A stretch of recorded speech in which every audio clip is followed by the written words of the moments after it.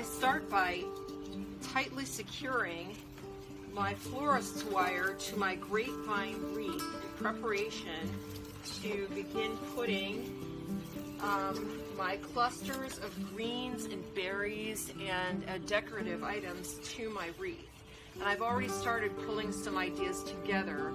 This has some balsam fir and evergreen fern, which is really lovely, miscanthus plumes, and these are nandina berries. And these are just some things that I collected from my yard. So I'm going to make more of these, and then in a pattern that goes this way, that way, this way, that way, this way, that way, I'm going to go around and fill in this.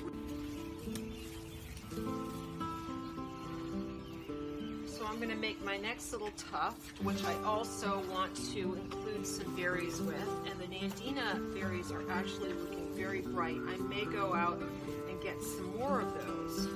And what I'm going to do is, now this is up, so I'm going to put this down this way and make sure that I secure this little tuft of balsam and nandina and miscanthus nicely.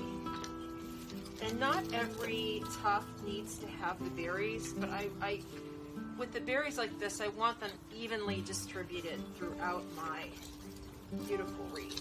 Okay, let's make sure that's tight.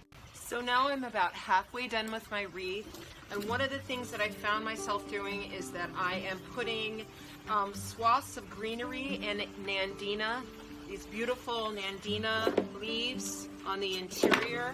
This is a nandina leaf. And then on the exterior, I'm putting the plumes of miscanthus grass and then my beautiful berry branches. So I'm going to continue in this way, and you can see this is halfway done. So this gives you a sense of what it's going to look like.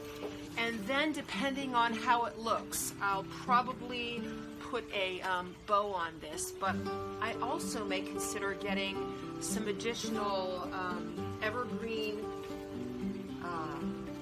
fern and some more berries to make it look extra beautiful. So I have completed my garden wreath, and you can see it's got a really pleasing rustic look with all of my different branches. It's not your typical wreath, and really the beauty of these is that you can use whatever you have in your garden to make them look really beautiful.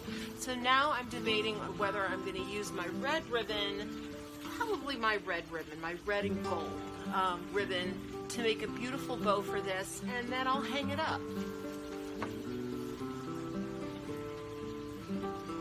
So here I made my my bow by twisting and tying many loops of this beautiful ribbon that has gold holly leaves on it, and it's red and translucent. So I'm going to put this on my wreath. I'm going to put it on by attaching it in the back with this florist wire and then tying it to the wreath.